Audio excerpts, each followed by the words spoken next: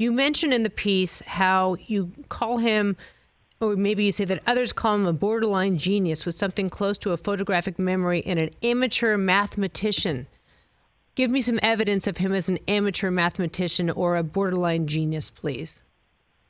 Yeah, it's really interesting, right? Because I think when I think of Matthew Stafford, I think howitzer arm. This is a guy that they say made 82-yard throws in practice. I talked to Calvin Johnson for this story, and he says, Matthew Stafford throw the ball so hard that essentially my fingers are messed up.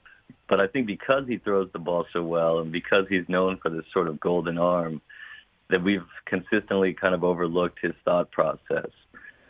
And his friends say that he actually would be like a perennial winner on Jeopardy. I thought that part really stood out to me. This is a guy that could go on that show and win. They say they actually hate watching it with him because he's the kind of person that answers every question immediately when it comes out. And one of his friends was saying to me, if you asked him to say what's the square root of 69 times 3 divided by 4, that if you gave him 10 seconds, he could come up with the answer.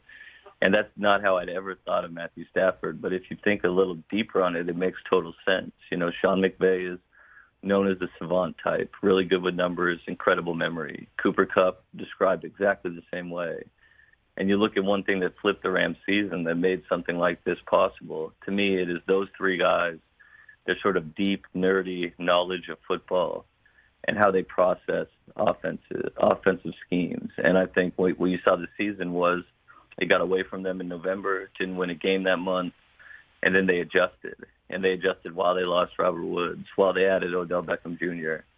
And those kind of things are what I think are what I'm looking for in the story. Like how do things in their background relate to what happened in their season? And these guys met every Tuesday, and they talked offensive football at a level that made it seem like French.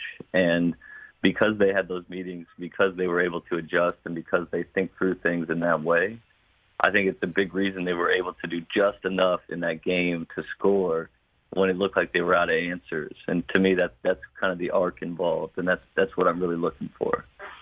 Greg Bishop, senior writer from SI here on the Rich Eisen Show. The name of his story is How the Rams Got Away, Found One Another, and Then Found a Way. What was the biggest surprise to you, or who was the biggest surprise to you as you wrote this story?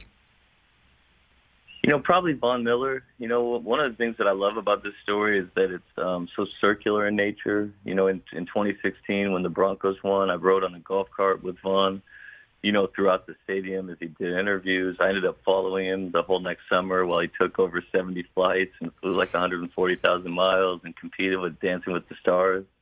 But you kind of move on, right? And move on into other stories, other orbits. And, Von and I didn't exactly stay in touch, but he remembered all of that. And what was really cool is he had been able to kind of trace where he was then to now. And so he told me that story about running into Cliff Kingsbury in the nightclub. Sean McVay's there. They have a bunch of shots. He says, come get me.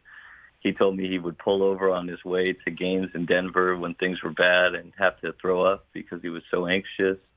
He talked about meeting Trevor Moawad, an amazing mental coach who passed last fall from brain cancer, and how Trevor changed his life, introduced him to Kobe Bryant.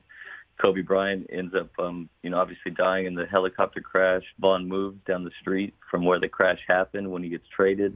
He reunites with Odell Beckham Jr., who's one of his best friends.